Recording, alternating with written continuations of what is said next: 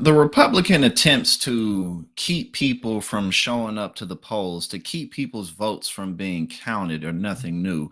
We've been seeing this for many election cycles now, and the reason is very simple because Republicans can't win if they play fair. Republicans haven't won a popular vote since what was it? I think George W. Bush will when he what was it in his second term, I think he got the popular vote or the first one. But other than that, Republicans haven't won the popular vote one time in my whole entire life. I'm 32 years old.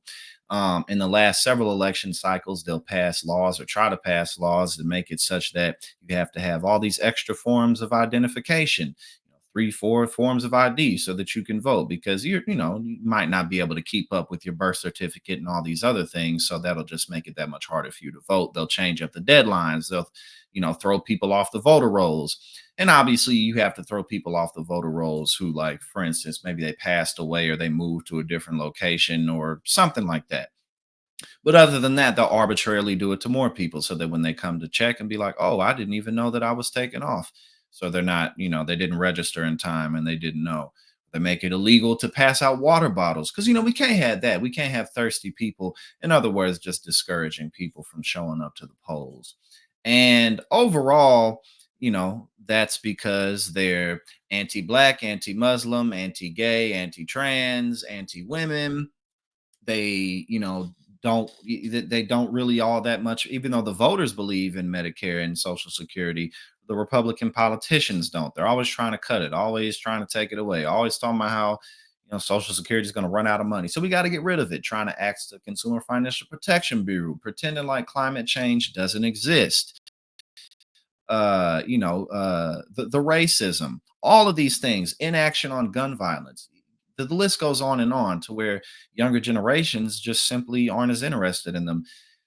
They've completely had to rely on racism and sexism and homophobia, all the isms, all the phobias, in order to win elections at all.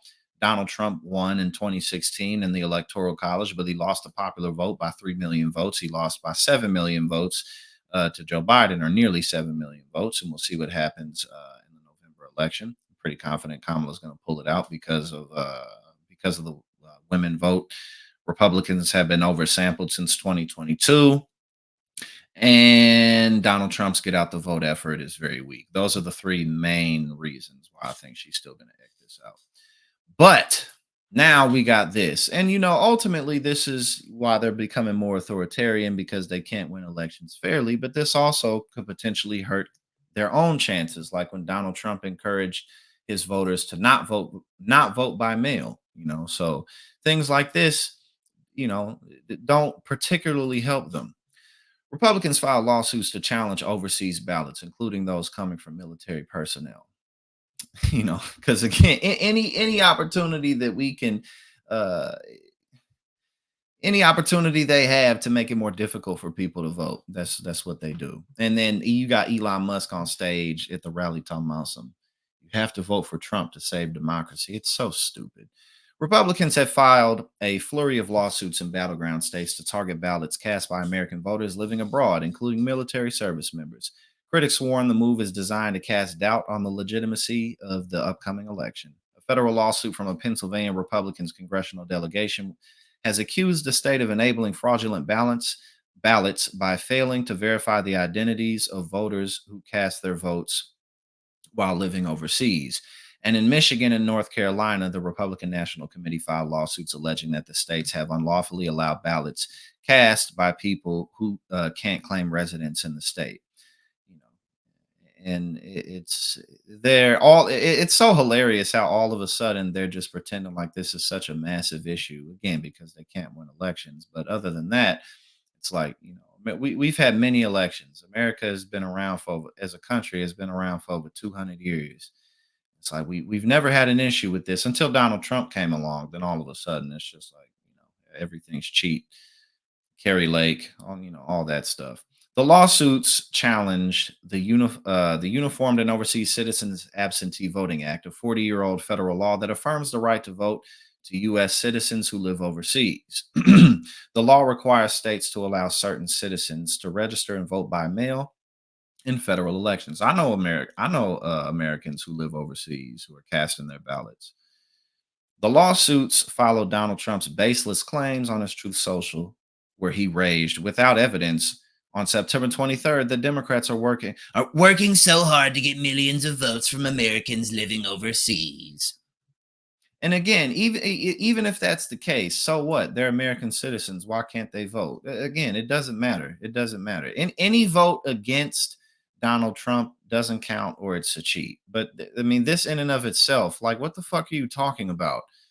The Democrats they're working so hard to get millions of votes from Americans living overseas. Actually, they're getting ready to cheat.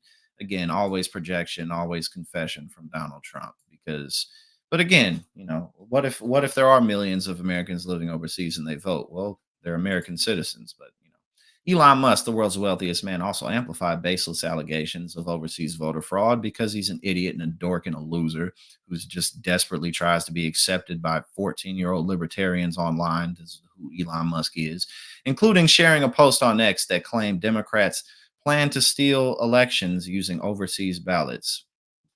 Again, they're just gonna have random people that aren't actually American citizens vote by the millions, by the millions. That's what's about to go down.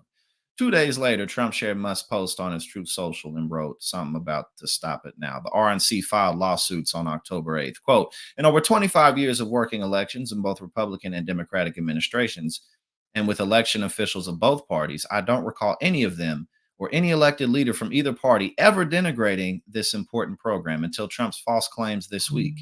David Becker, the founder and executive director of the Center for Election Innovation and Research, told the Associated Press. Six of Pennsylvania's 8 Republican congressmen claimed that the state has made it possible for ineligible voters to register to vote without verification of identity or eligibility, but receive a ballot by email and then vote a ballot without providing identification any step in the process. Again, why would this happen?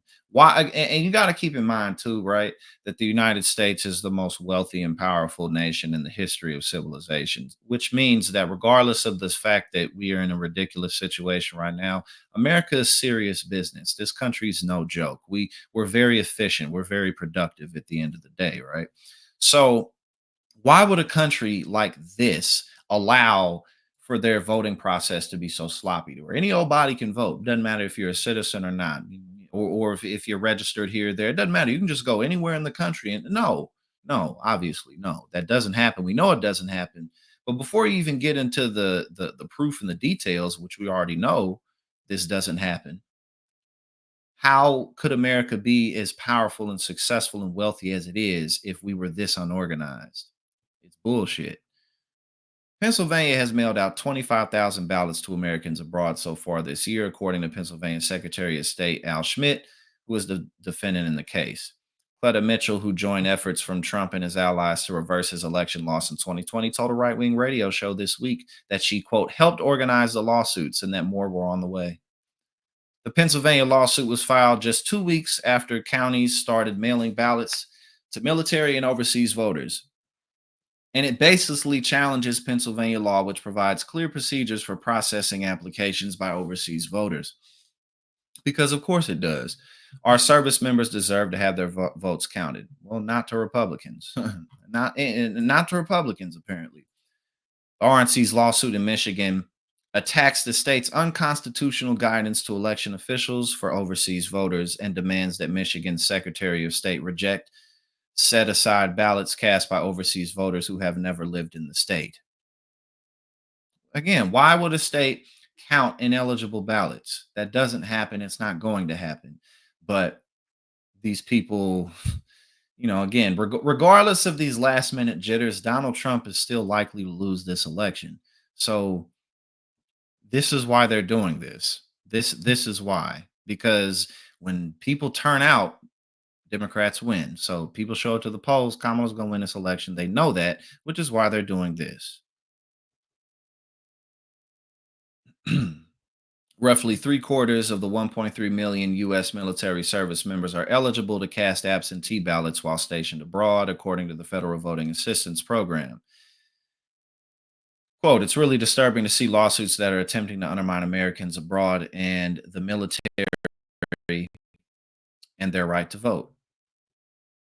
Nearly 1 million overseas ballots were cast in the 2020 elections. In 2020, President Joe Biden increased his narrow margin of victory thanks to ballots. Hold on, breaking. Boeing. Oh, my bad. I'm not live streaming. Let me save that. In 2020, President Joe Biden increased his narrow margin of victory thanks to ballots from Americans abroad. Arizona counted more than 18,000 abroad ballots, and Biden won the state by roughly 10,000 votes. In Georgia, a state that Biden won by just under 12,000 votes, officials there counted another 18,000 abroad ballots. And this is why they're doing it. They're looking into the numbers and realizing if there's any way that they can minimize voter turnout. But again, they say that you have to vote for them to save democracy. Give me a fucking break.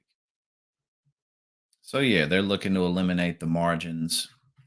I don't think they're going to be successful with this, but obviously it is very important to keep our eyes on the prize and our eyes on the ball and to know what these crazy sons of bitches are up to.